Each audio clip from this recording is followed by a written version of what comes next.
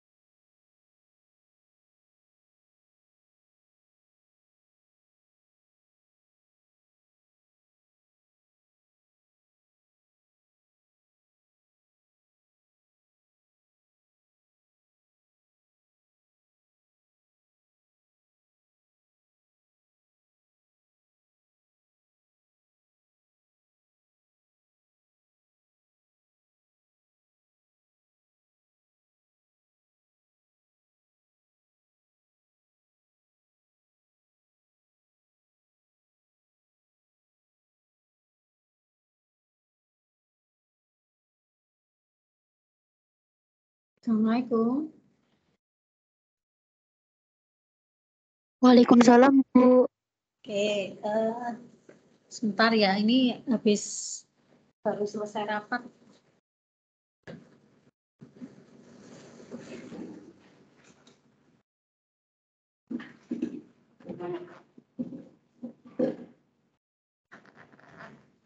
Sinyalnya agak lemot.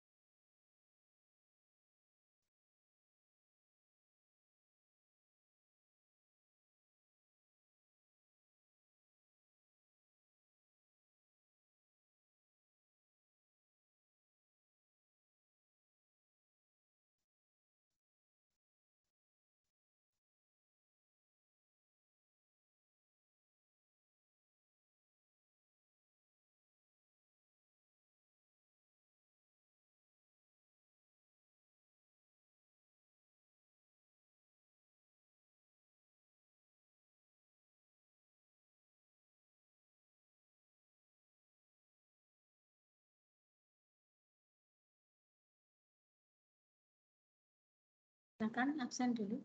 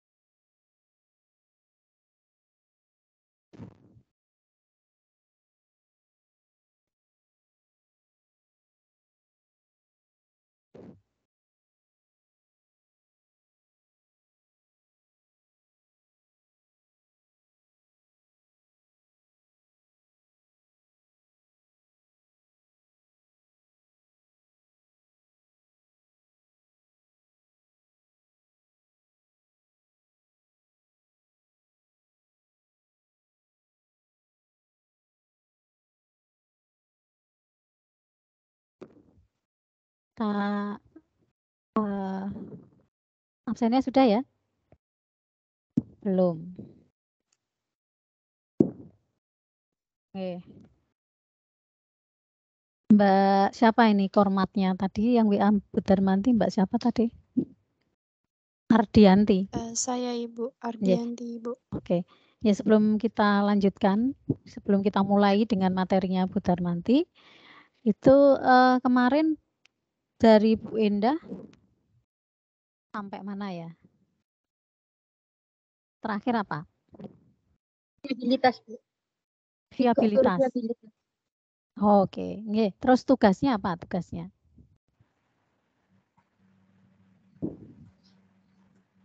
Tugasnya apa?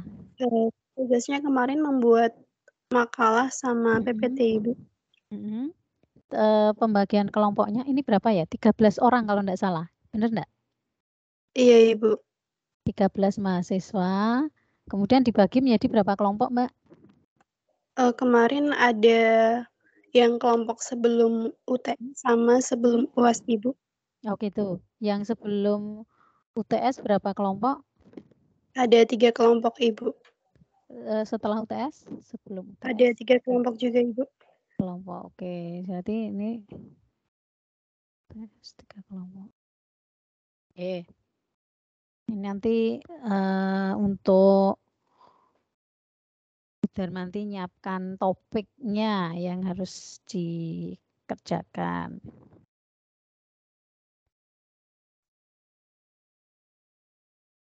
Maaf ya, ini tadi lari-lari dari AP ke Prodi.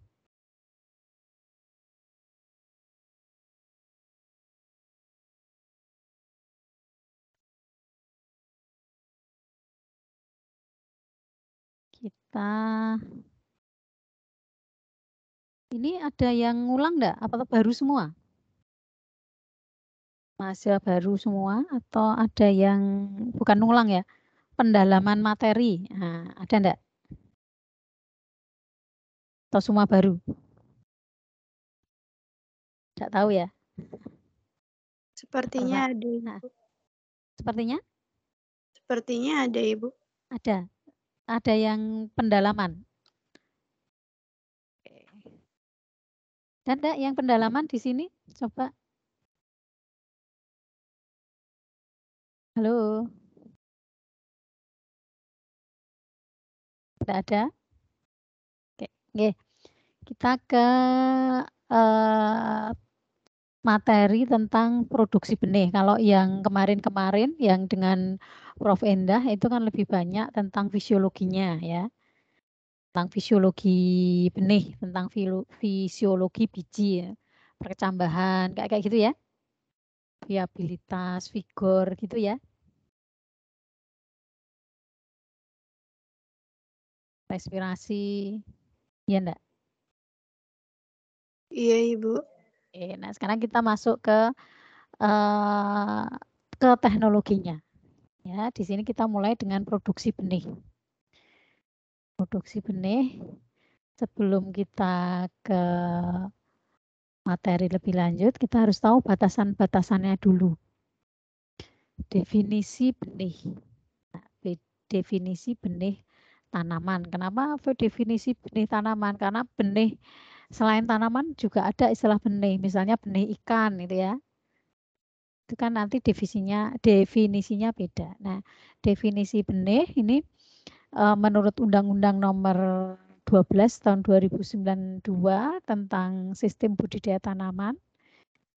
Di situ di bagian bab 1 tentang ketentuan umum pasal 1 butir 4 itu didefinisikan bahwa benih tanaman itu adalah tanaman atau bagian dari tanaman yang digunakan untuk perbanyakan dan atau pengembangbiakan tanaman.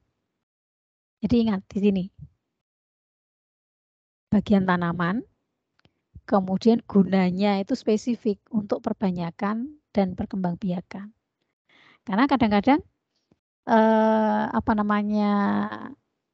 barangnya itu sama, bagian tanaman yang sama, tetapi digunakan bukan untuk perbanyakan. Nah, itu namanya bukan benih. Ya. Misalnya, Anda sama-sama punya biji kedelai. Yang satu, 2 macam biji kedelai gitu ya, 2 kemasan mungkin, yang satu untuk ditanam, yang satu untuk dibuat kecap atau dibuat tempe. Nah, yang dibuat kecap atau dibuat tempe itu bukan benih. Yang dikonsumsi itu bukan benih, biji namanya. Meskipun benih di sini sebenarnya secara biologi juga biji. Seperti itu. Ini definisinya. Nah, kemudian ini di sini ada ini bagian adalah tanaman atau bagian tanaman. Bagian tanaman yang mana? Nah, gitu kan. Nah, ini saya ambil dari Iskandar Siregar. Ini di bukan jurnal ya, tapi ini semacam modul gitu ya. Itu definisinya adalah bahwa biji itu adalah hasil pembuahan pada taman berbunga. Jadi tujuannya lebih ke biologi. Kemudian kalau benih itu adalah bagian tanaman yang digunakan untuk perbanyakan dan perkembangbiakan. Nah, tadi sudah disebutkan tadi. Nah, di sini bisa berupa biji, ya, konteksnya, atau bagian tanaman yang lain. Tidak hanya biji yang namanya benih. Sedangkan bibit adalah tumbuhan muda yang merupakan calon tanaman dan ini dihasilkan dari benih. Oh ya, sebelum saya lanjutkan materinya, ini saya perlu tahu dulu. Ini Mbak Retno tadi ada. Mbak Retno, halo? Halo? Retno Rubiatul. Halo Ibu. Ah, Iya mau ya. mencet untuk unmute susah sekali Ibu. Oke, Mahatma ada Mahatma? Ada Ibu. Mahatma ada. Ini karena jam-jam segini kan jam kritis ya. Jangan-jangan Bu Darmanti ngomong sendiri. Nah, itu. Mbak Ardianti tadi sudah ada. Fauzan Nova. Siap hadir, Bu. Hadir. Mbak Monika Hesti. Hadir Ibu. Mbak Monika Hesti hadir. Mbak Desi Patmala. Hadir Ibu. Hadir. Raffi Satria. Raffi Satria. Iya, Bu. Nah, ini kalau enggak pas siang-siang gini tak suruh on cam, tapi karena siang-siang gini ya mungkin sedang santai-santai di rumah ya enggak tak suruh on cam. Itu ya. Mbak Mentari? Hadir Ibu. Hadir. Mbak Wartini? Hadir Ibu. Hadir. Hamdi Apta? Hamdi Apta?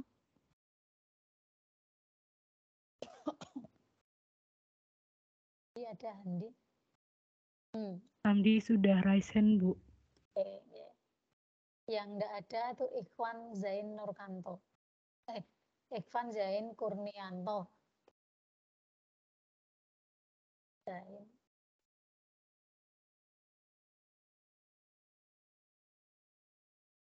Oke, balik lagi. Berarti harus di-share lagi ya, Pak? Hilang nggak PPT-nya? Kelihatan. Ada Ibu. Gimana? Nggak hilang. Saya. Oh, masih ada. Oke, oke. Jadi ini tadi batasan-batasan tentang apa itu biji, kemudian apa itu benih, kemudian bibit itu apa. Kalau di sini Anda lihat gambarnya saya kasih ini biji, kemudian benih. Benih adalah bagian tanaman yang digunakan untuk perbanyakan. Nah, ini dari sini benih. Meskipun yang gambar kiri itu mungkin juga kalau digunakan untuk apa namanya perbanyakan ya bisa disebut benih. Nah, ini benih itu berarti untuk perbanyakan. Nah, kemudian bibit itu antara lain seperti ini. Kalau ini berkecambah, kemudian ini dikatakan sebagai bibit ya bisa. Nah, kalau konotasinya kalau bibit itu kan bahan yang sudah untuk ditanam. Nah, nanti kalau Anda penelitian, ini saya yakin ini di antara peserta ini ada yang sedang penelitian atau mau penelitian ya. Ini contohnya ini di sini foto yang menunjukkan pengaruh suatu faktor terhadap pertumbuhan atau pertumbuhan kecambah seperti ini. Jadi ini contoh nanti kalau motret itu seperti ini. Kenapa perlu saya tampilkan? Karena dari pengamatan selama ini, kalau penelitian kemudian membuat foto itu sering tidak sedang tidak dipertimbangkan dulu. Saya motret itu tujuannya mau apa gitu ya. Jadi asal motret itu. Kalau mau membandingkan dari berbagai perlakuan misalnya itu kontrol, kasih pupuk dosis A, dosis B, dosis C gitu, ya ini harus dalam satu frame, dalam satu foto. Nggak bisa misalnya ini foto sendiri, kemudian yang kedua ini foto sendiri, ketiga foto sendiri, nah itu nanti tidak bisa dibandingkan. Ini seringkali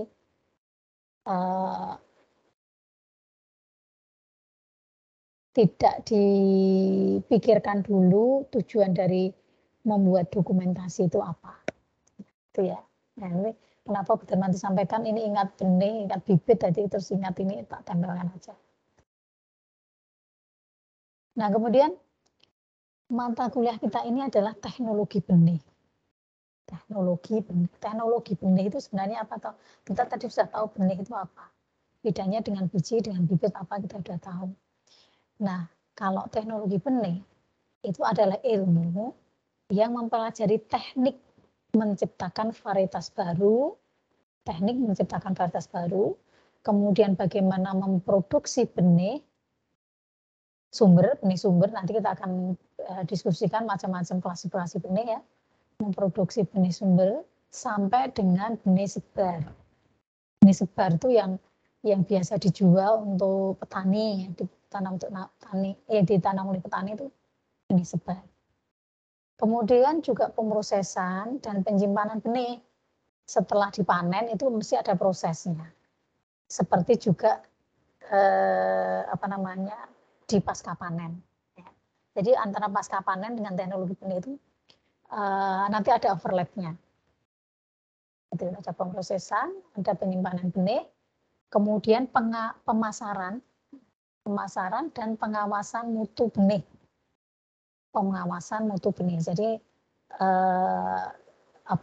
pemerintah itu berkepentingan untuk menjamin bahwa benih yang ditanam, terutama benih-benih yang tanaman-tanaman pokok yang menguasai atau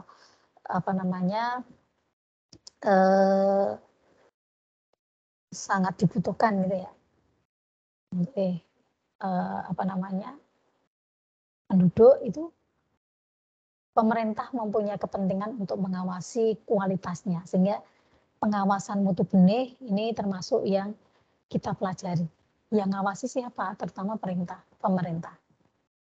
Nah, kemudian kita juga mengenal yang namanya istilah pemuliaan tanaman.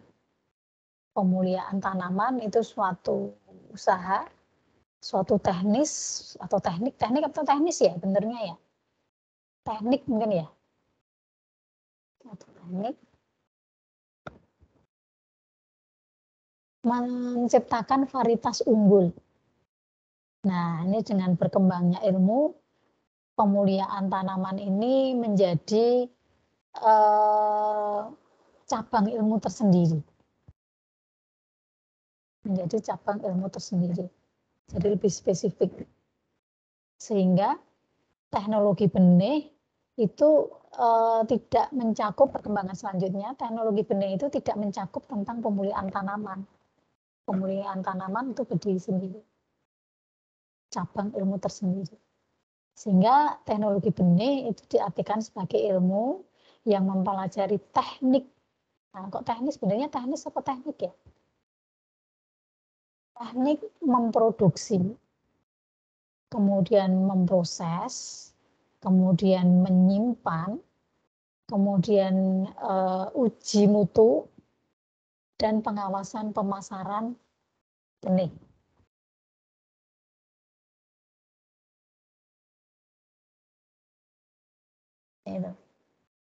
Jadi pemuliaan tanaman itu kemudian menjadi cabang ilmu yang lebih spesifik. Namun ahli pembenihan itu wajib memahami ilmu pemuliaan tanaman ini. Tetap wajib untuk memahami. Kenapa? Ini tujuannya adalah agar dapat mengelola benih penjenis ya, nanti akan kita lihat klasifikasi benih yang diterima dari pemulia ya. Jadi pemulia orangnya atau lembaganya namanya pemulia. Ahli pembenihan masih memahami ilmu pemuliaan tanaman agar dapat mengelola benih yang dihasilkan oleh pemulia tanaman dan digandakan sampai menjadi benar-benar menjadi benih sebar tanpa mengalami penurunan kualitas. Oke, jadi pemahaman atau perkembangan yang terbaru atau sekarang akhir-akhir ini bahwa pemulia tanaman itu menciptakan atau membuat varietas unggul, kemudian pembentukan atau penyedia dari benih itu dilakukan oleh teknologi benih. Sampai di sini bisa dipahami nggak?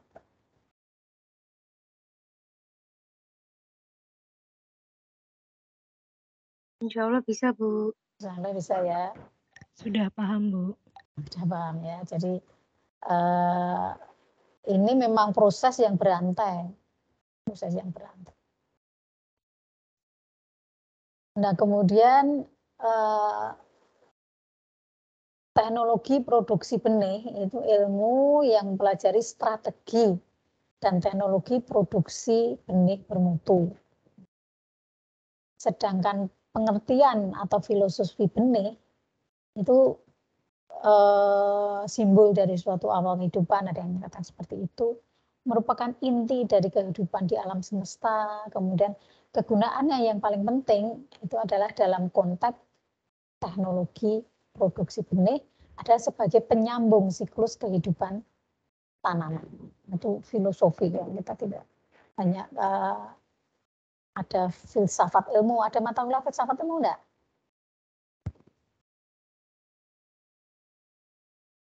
Enggak ada ya, di kurikulum enggak? Enggak ada mata kuliah filsafat? Tidak tahu, Tidak tahu. tapi sepertinya tidak ambil, Ibu. Enggak ada sepertinya ya. Kalau filsafat ilmu itu dulu Bu Darmanti dapatnya di S2 kalau enggak S3. Nah, kayak gitu. Ya. Kemudian sistem pembenihan itu apa? Sistem pembenihan itu adalah sistem dalam rangka menyediakan benih. Nah, apa yang dikerjakan? Yang dikerjakan ini adalah 4 ini. Penelitian dan pengembangan.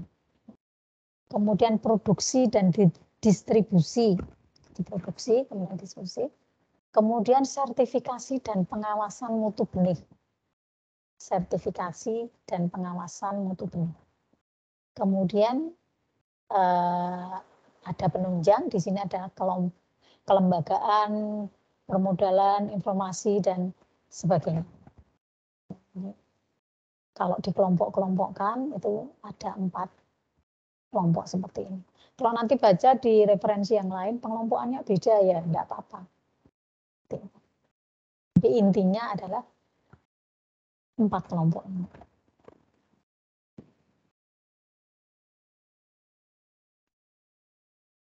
Nah, kita mulai dengan benih itu apa? Benih itu dapat berupa bagian dari generatif dan bagian dari vegetatif.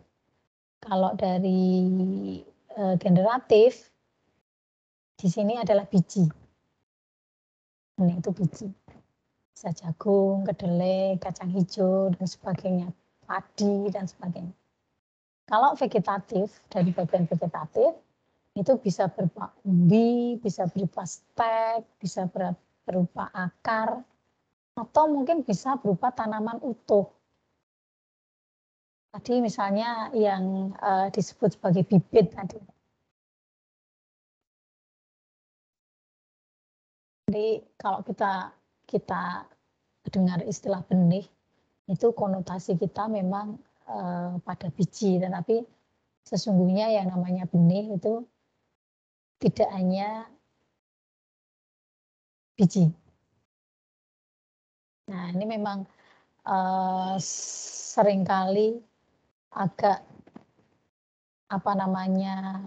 membingungkan dengan istilah bibit. Nah, seperti tanaman utuh, mangga, alpukat, dan sebagainya itu seringkali disebut sebagai bibit.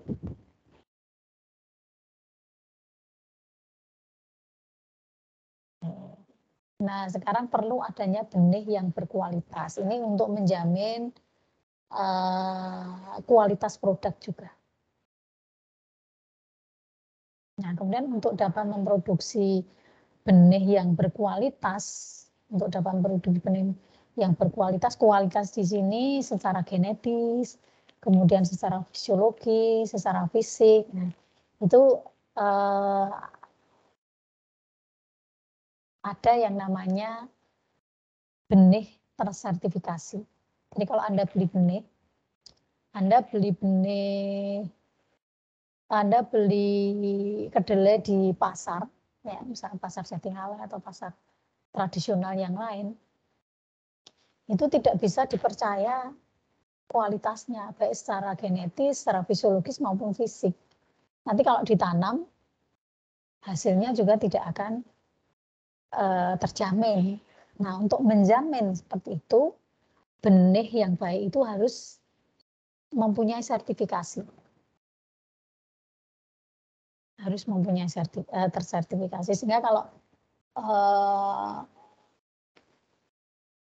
penelitian misalnya seperti Google, nanti penelitian kedelai gitu, itu beli kedelainya itu tidak di pasar, tetapi di balai penelitian. Jadi kalau beli kemasan 1 kilo gitu ya, saya lupa tadi mau motret, itu nanti di situ ada sertifikatnya, disertai sertifikatnya. Sertifikat di situ mungkin nanti Anda bisa browsing sertifikat kedelai apa.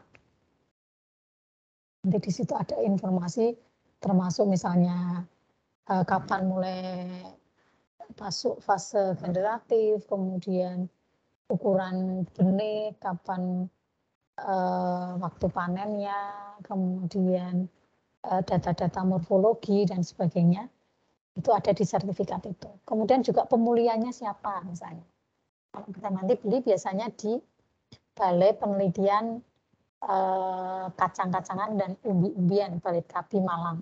Itu bisa beli di sana. Jadi kalau beli ada sertifikat. Nah, kemudian untuk mendapatkan sertifikat NIS itu bukan suatu hal yang gampang, tidak semua itu bisa mendapatkan. Nah, ada lembaga khusus yang mengeluarkan sertifikat benih. Untuk memperoleh atau mendaftarkan benih yang bersertifikat atau untuk mendapatkan sertifikat, ini langkah-langkahnya adalah dengan persiapan benih sumber dan lahan pertanian. Jadi menanam sendiri, menghasilkan, memproduksi sendiri. Kemudian ada pemeriksaan lapangan, benar enggak? Ini lapangannya, lahannya itu memang benar-benar terpercaya. Jangan-jangan nanamnya di tempat yang terbuka misalnya. Nah, itu nanti kan rawan atau rentan terjadi persilangan atau fertilisasi silang. Nah, nanti yang dihasilkan itu tidak sesuai dengan kalau biji yang dihasilkan atau benih yang dihasilkan nanti ditanam, itu tidak bisa dijamin bahwa sifatnya itu sama dengan yang ada di sertifikasi.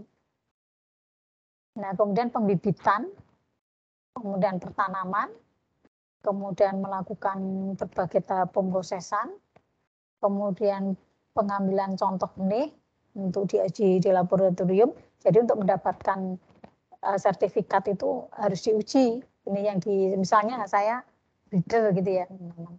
Kemudian mau mendaftarkan produk saya itu biar tersertifikasi.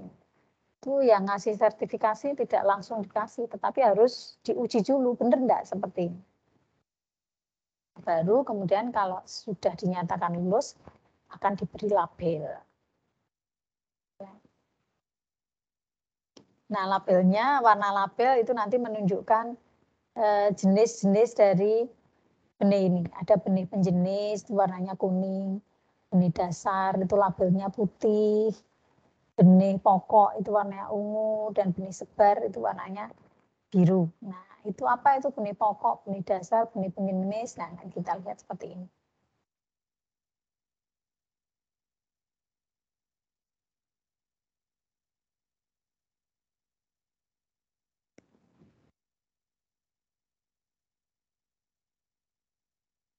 Sudah.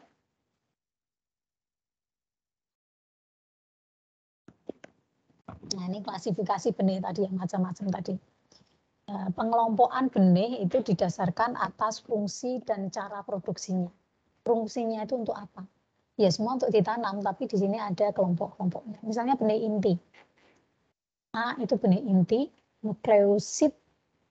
Ini merupakan benih awal yang penyediaannya berdasarkan proses pemuliaan dan atau perakitan suatu varietas tanaman oleh pemulia pada lembaga penyelenggara pemeliharaan. Di sini contohnya ada Balai Penelitian Komoditas dan digunakan untuk perbanyakan atau untuk menghasilkan benih penjenis. Jadi seorang pemulia tanaman di Balai Penelitian misalnya, mau merakit tanaman varietas baru atau jenis yang baru, misalnya merakit jenis kedelai tembalang misalnya, ya. Asalnya bisa dari penyilangan atau mungkin bisa dengan rekayasa genetika dan sebagainya. Saya pengen merakit varietas kedelai yang baru, saya kasih nama varietas tembalang atau varietas undip misalnya. Benih yang dihasilkan oleh pemulia tadi namanya benih inti. Belum disebar, ini hanya ada pada pemulia. Nah, kemudian hasil dari pemulia itu nanti diberikan ke untuk diperbanyak.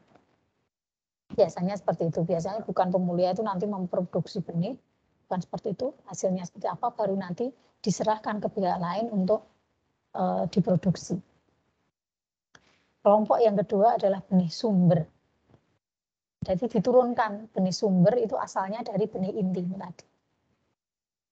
Benih sumber sesuai dengan namanya ya, ini sumber dari benih yang nanti dilepas ke masyarakat. Benih sumber itu ada 3 kelompok. Benih penjenis, breeder seed, merupakan hasil perbanyakan dari benih inti tadi, yang asalnya dari pemulia tadi. Yang selanjutnya digunakan untuk perbanyakan benih kelas selanjutnya. Jadi dari benih inti kemudian diperbanyak menjadi benih penjenis. Kemudian kalau ini dikatakan benih inti itu F1, kemudian benih sumber itu F2, jadi turunan kedua. Kemudian ini diperbanyak lagi generasi ketiga, ini namanya benih dasar. Jadi tadi benih generasi pertama, kemudian benih penjenis generasi kedua, benih dasar atau foundation seed itu dikatakan bisa dibilang sebagai generasi ketiga. Nah, kemudian generasi ketiga atau benih dasar itu diperbanyak lagi, ditanam kemudian dihasilkan biji. Bijinya ini disebut sebagai benih pokok. Berarti itu generasi keberapa? 1, 2, 3, 4.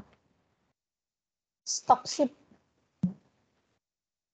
Nah, kemudian dari benih pokok ini akan ditanam dan dihasilkan benih kelompok yang ketiga atau benih sebar. Nah, benih sebar ini adalah benih komersial yang dijual di masyarakat. Jadi nanti masyarakat itu menanamnya itu adalah benih komersial. Seperti itu. Tapi kalau kita beli di Balai Penelitian, ya, beli di Balai Penelitian, fungsinya untuk penelitian tuh nanti akan ditanya, saya belinya benih sebar atau benih sumber, kayak gitu. Atau benih penjenis. Benih sumber kan ada 3, atau benih penjenis, atau benih dasar, atau benih pokok. Nah, ini fungsinya untuk penelitian, biasanya seperti itu. Kalau bukan nanti beli, saya pilih beli benih sebar untuk penelitian. Karena apa? Karena biar nanti hasilnya itu bisa saya informasikan ke masyarakat. Hasil penelitian itu seperti apa. Ini bisa dipahami ya, ini seringkali terbolak-balik soalnya. Pengelompokan. Nah, kemudian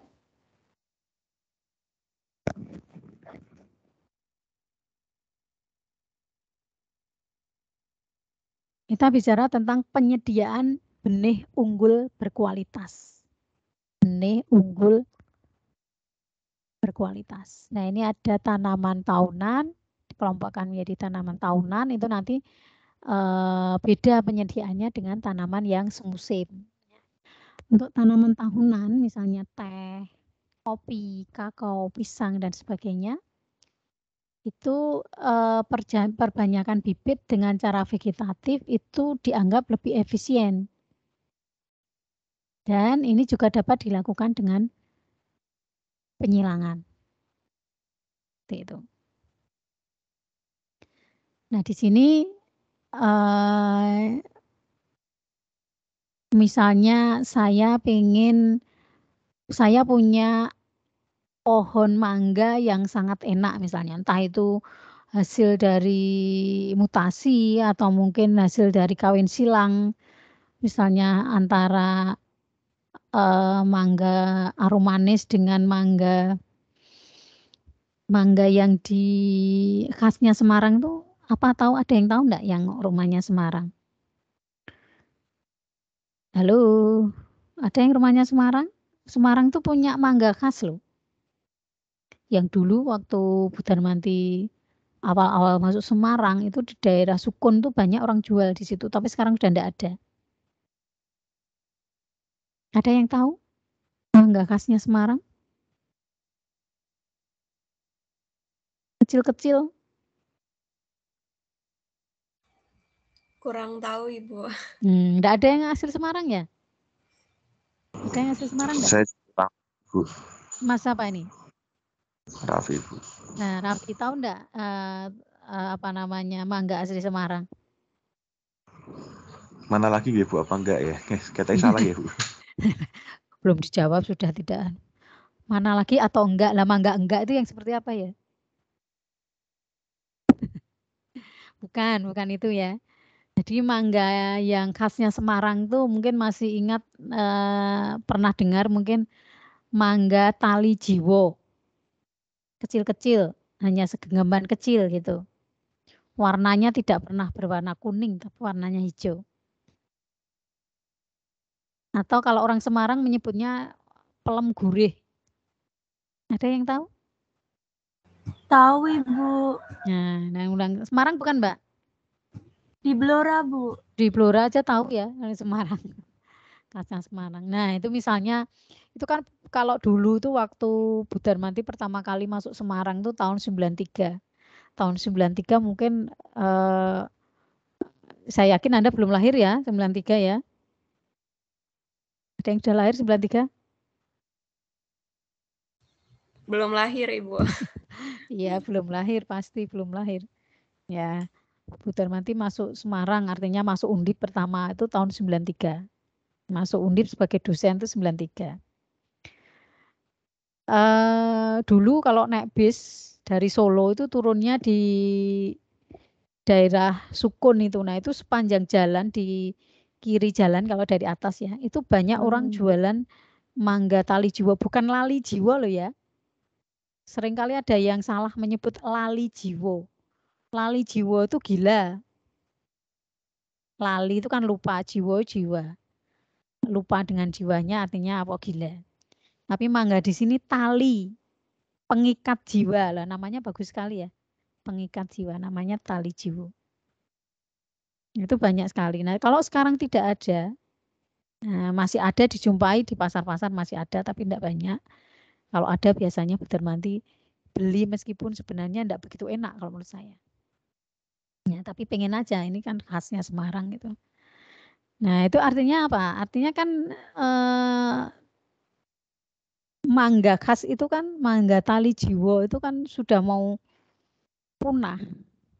Sudah tidak banyak orang menanam. Kenapa ya? Mungkin karena nilai ekonominya rendah, karena memang menurut saya juga enggak begitu enak. Ya, enggak kecut sih, enggak asem, gurih kadang-kadang. Cuma mangga yang hanya segenggaman kecil itu bijinya besar. Sehingga yang dimakan tuh hanya sedikit. Nah, mungkin karena itu sehingga orang tuh terus malas untuk menanam. Nah, lama-lama itu akan hilang. Nah, misalnya saya pengen merakit, ya, merakit tetapi ini apa namanya kecil-kecilan gitu ya, coba-coba gitu. Disilangkan misalnya tali jiwo dengan aromanis. Nah, entah nanti hasilnya seperti apa. Hasilnya seperti apa? Mungkin kecil-kecil seperti manisnya seperti aromanis. Nah, mungkin bisa atau besar, tetapi nanti bijinya juga besar. Nah, bisa. Nah, kalau kebetulan saya nanti mendapatkan mangga itu apa namanya? Besarnya dapat, aromanis ya, besar, kemudian juga manisnya dapat, kemudian gurihnya dapat. Nah, gitu. Saya pengen ini jadi saya anggap ini sebagai bibit unggul. Nah, kemudian itu kan mau diperbanyak.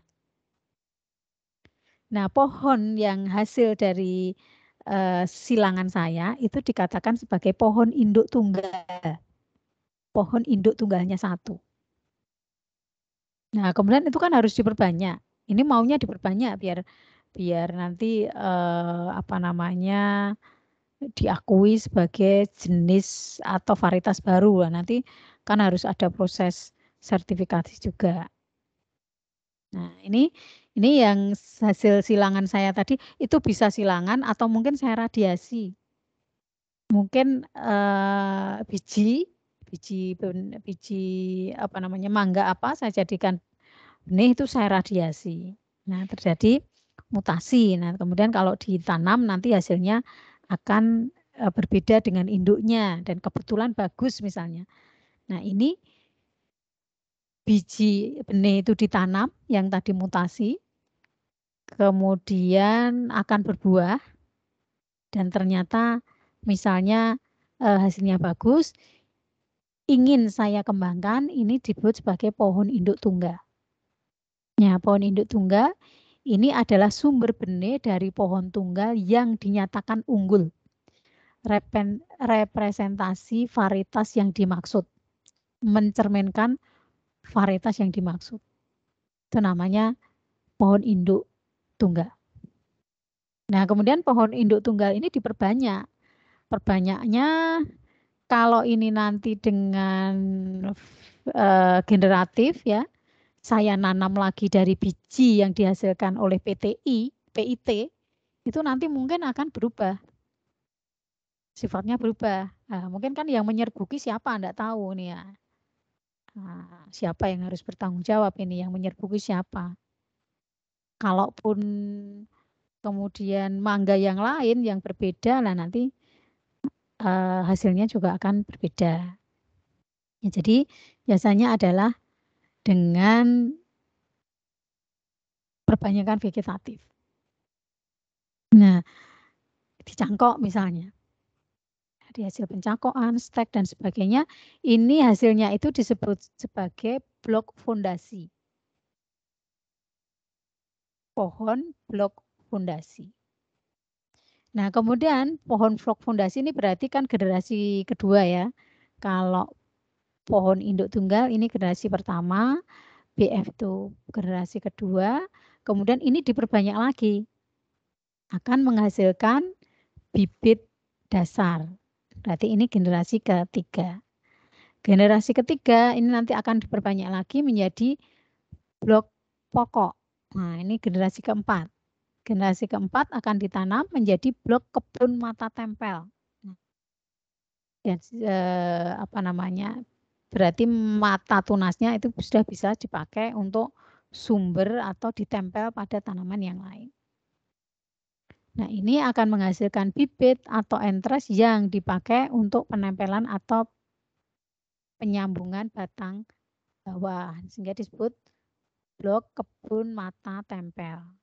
Jadi tidak harus selalu disetek, tapi diambil mata tunasnya kemudian ditempelkan ke batang bawah itu boleh. Cuma hati-hati nanti kalau menanam batang bawahnya jangan dibiarkan untuk tumbuh. Yang dipelihara adalah mata tunasnya. Nah, kemudian ini selanjutnya akan menjadi bibit sebar yang ditanam oleh petani. Kalau bibit sebar itu boleh dilepas ke masyarakat. Itu. Ya. Anggapannya di sini bahwa secara genetis itu sudah stabil. Itu.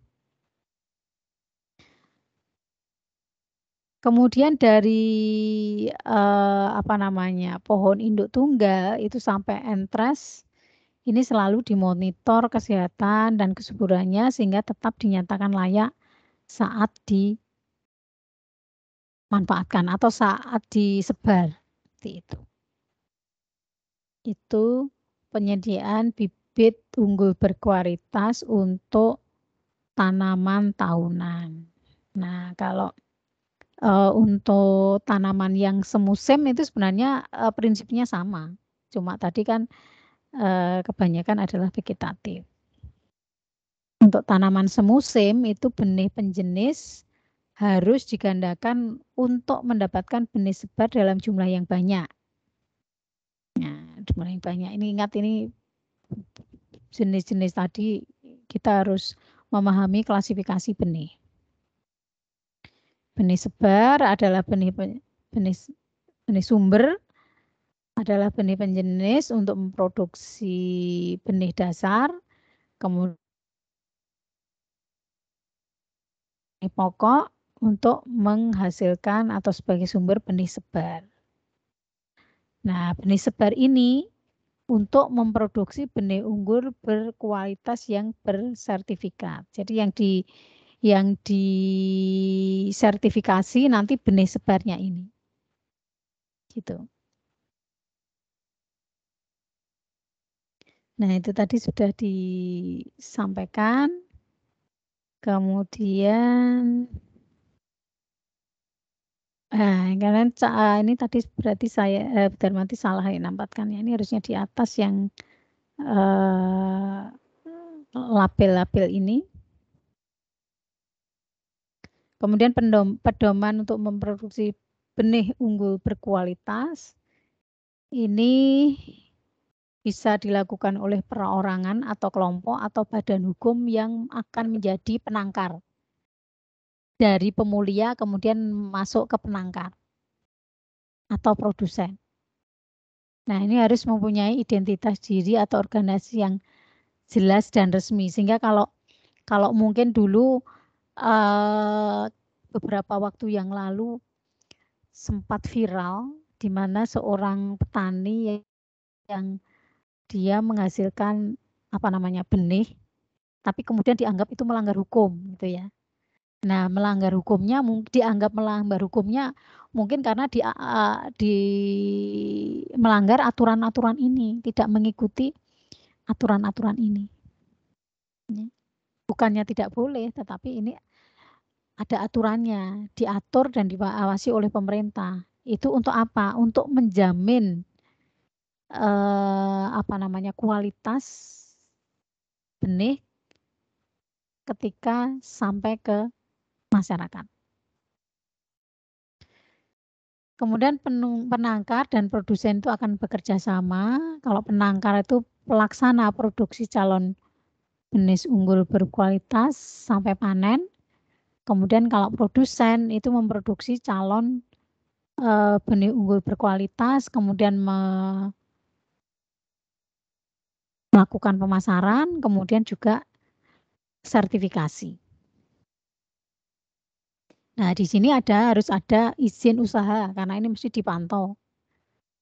Kemudian mencatatkan diri dan mendapat bimbingan dari baik Dinas Pertanian maupun unit pelaksana usaha atau Balai Pengawasan dan Sertifikasi Benih. Kalau tidak salah ini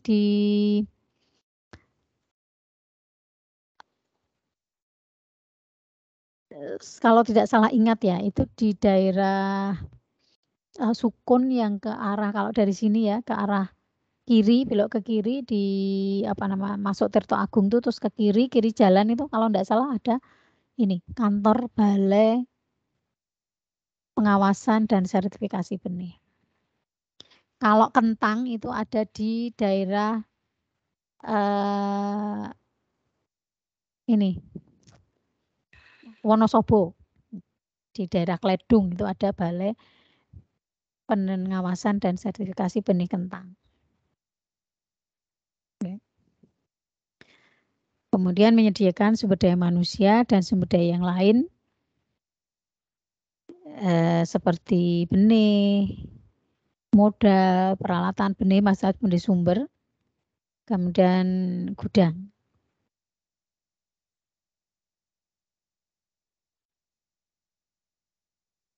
Ini pedoman memproduksi benih unggul berkualitas. Pemasaran dapat dilakukan sendiri atau bekerja sama dengan distributor atau perusahaan jasa pemasaran benih. Kemudian dalam posisi di pasar itu tetap diawasi, mutunya diawasi oleh UPT, unit pelaksana usaha. Nah, ini fungsinya adalah untuk mengetahui kebenaran mutu dan keaslian.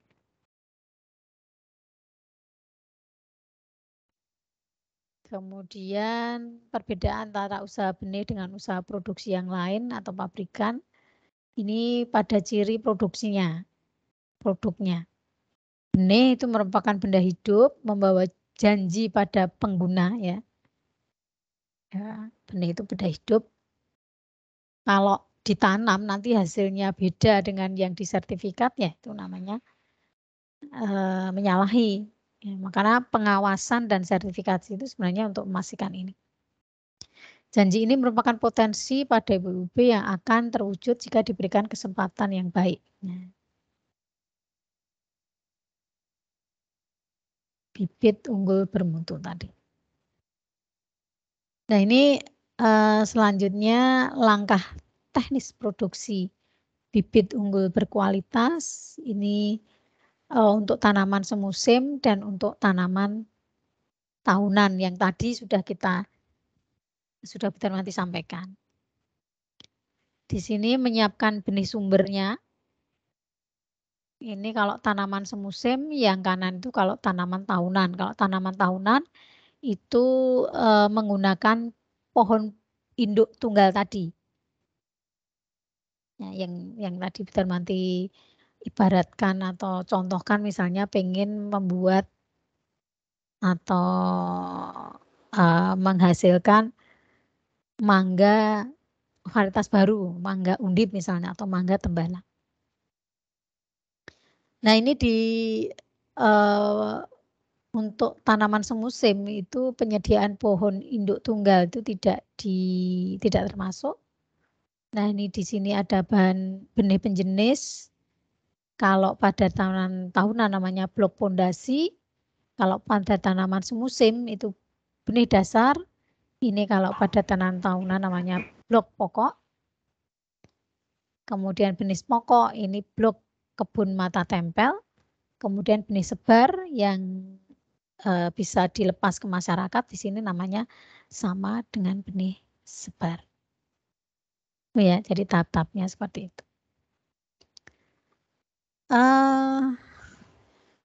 Itu tadi penyiapan benih sumbernya. Kemudian pembibitannya. Tahap yang kedua adalah pembibitan. Pembibitan itu penting, itu adalah fungsinya menyiapkan tanaman muda yang baik dan layak untuk ditanam di lapangan. Ya, agar tumbuh cepat, seragam, tahan gulma, hama dan penyakit dan sebagainya. Itu pembibitan. Kemudian beberapa tanaman itu memerlukan pembibitan, tapi tanaman yang lain tidak perlu pembibitan. Artinya sebelum ditanam di lapangan, di lahan yang luas, itu harus dibuat bibit dulu.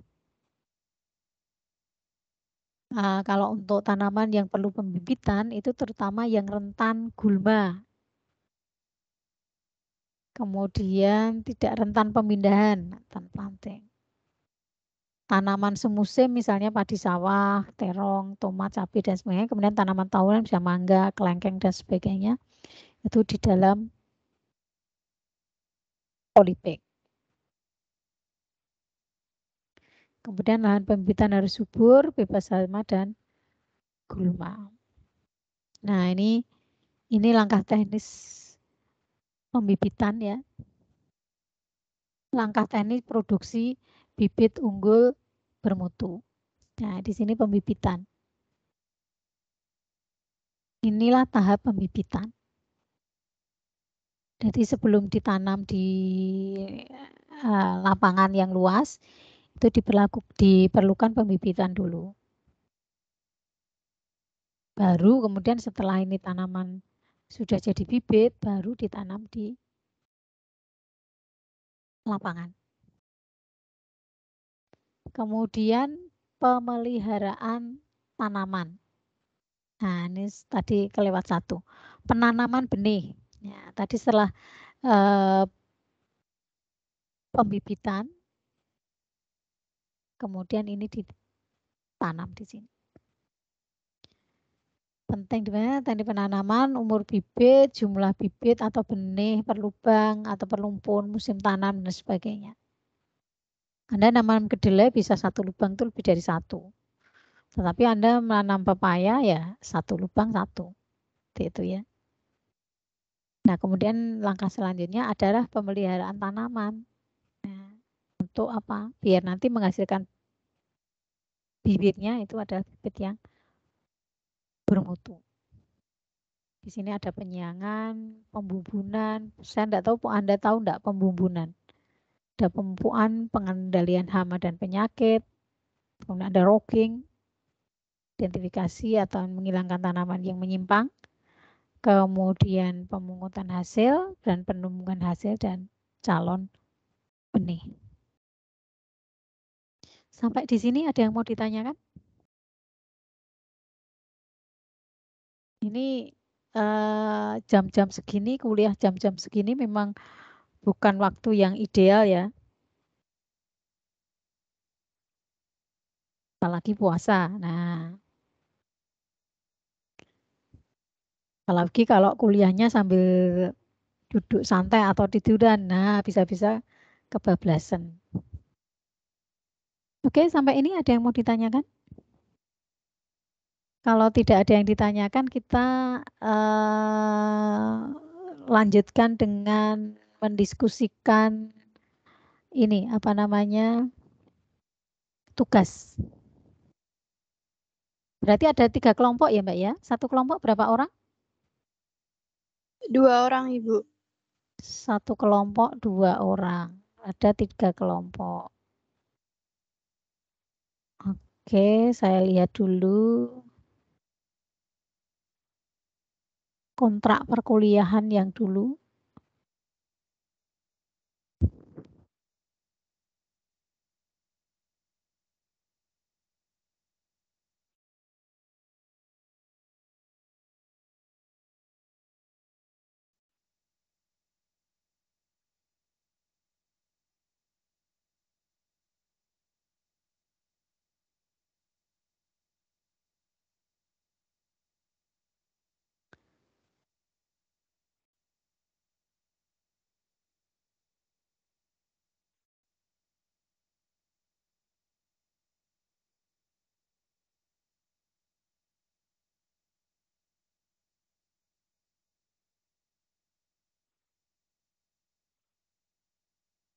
Ini mungkin dulu sudah ditampilkan sama Prof. Indah ya, sama ini ya.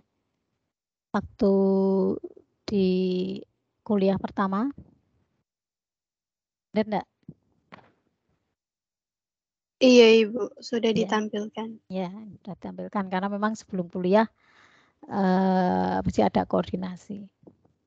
Nah, ini materi yang nanti Bu Darmati berikan, produksi benih, processing benih, penyimpanan benih, penyakit benih, kemudian sertifikasi dan pemasaran benih, yang terakhir sistem program pembenihan di Indonesia. Nah, ini ada berapa? 5 topik, meskipun ini sebenarnya processing benih ini sebenarnya penyimpanan benih, processing benih, kemudian penyakit benih. Ini sebenarnya saling berturutan antara processing, penyimpanan, penyakit dan sebagainya. Ini satu satuan, cuma dipecah menjadi beberapa kali tatap muka. Nah, silahkan nanti 3 kelompok ini membuat suatu menentukan kasus. Ya, jadi Anda sepakat dulu kita mau mengangkat kasus apa gitu ya. Kasus tentang processing benih apa misalnya. Atau masalah tentang penyimpanan benih dan sebagainya. Nah, kemudian buat satu makalah kemudian dipresentasikan. Tetapi dalam membuat makalah itu harus apa namanya, harus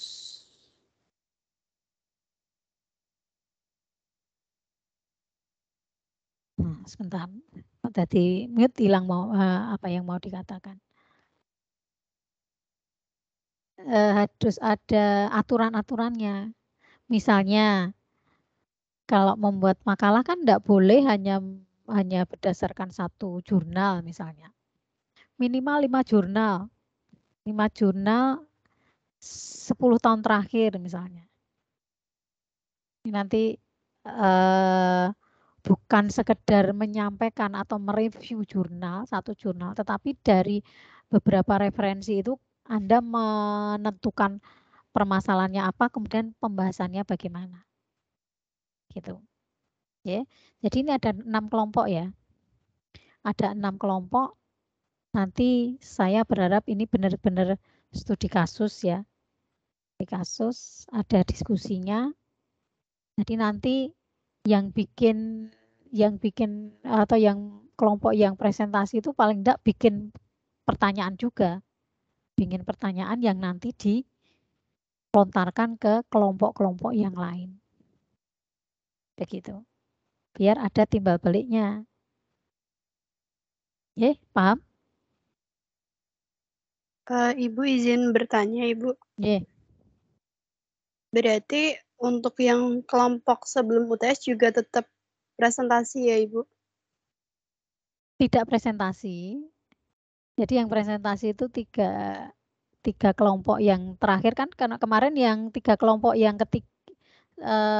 apa namanya 4, 5, 6 di sebelum UTS kan tidak presentasi, hanya 3 kelompok saja. Iya, Ibu. Nah, berarti yang kemarin belum presentasi di setelah UTS dengan topik yang berbeda. Nah, biar semua kelompok itu terlibat. Nah, nanti kan ada perkuliahan ya. Kita kan kuliah, kita diskusi sebelum presentasi. Nanti tiap kelompok yang mempresentasikan, kalau jadi kelompok berapa? 4, 5, 6 itu selain mempresentasikan, siapkan dengan pertanyaan. Siapkan dengan pertanyaan, dan pertanyaan nanti dilontarkan ke audien. Jadi misalnya ini ya, bagaimana menurut pendapat Anda tentang penanggulangan penyakit yang ideal untuk produk apa misalnya. Nah, nanti yang lain berpendapat. Kelompok yang lain berpendapat. Itu bisa dipahami? Halo? Jadi yang kemarin sudah presentasi sudah bebas tugas, enggak, nanti harus menjawab. Gitu ya. Baik, Ibu, paham. Ya, ada pertanyaan yang lain? Minimal satu kelompok itu nanti bikin 2 atau 3 pertanyaan yang nanti dilontarkan. 2 pertanyaan. Ada pertanyaan yang lain? Atau sudah setengah tidur atau terkantuk-kantuk ya? Berarti suara Bu Darmanti ini enak didengar buat kantuk. Kalau sudah tidak ada, kita akhiri kuliah hari ini. Memang tidak ideal kuliah di hari puasa di jam-jam segini ya.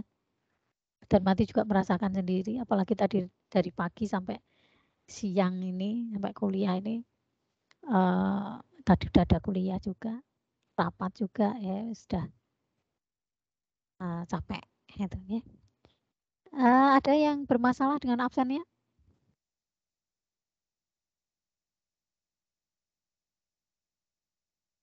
Tidak ada, semua sudah absen. Baik, terima kasih untuk kuliah hari ini. Kita ketemu lagi minggu depan, hari Selasa itu tidak ada tanggal merah ya, berarti aman. Terima kasih. Assalamualaikum warahmatullahi wabarakatuh. Waalaikumsalam warahmatullahi wabarakatuh. Terima kasih, Terima Bu. kasih, Bu. Ye, sama-sama. Atur suwun Bu nanti. Sehat selalu Ye. Bu. Amin. Saya izin live ya. Oke Bu. Oke, Ibu. Semangat Ibu.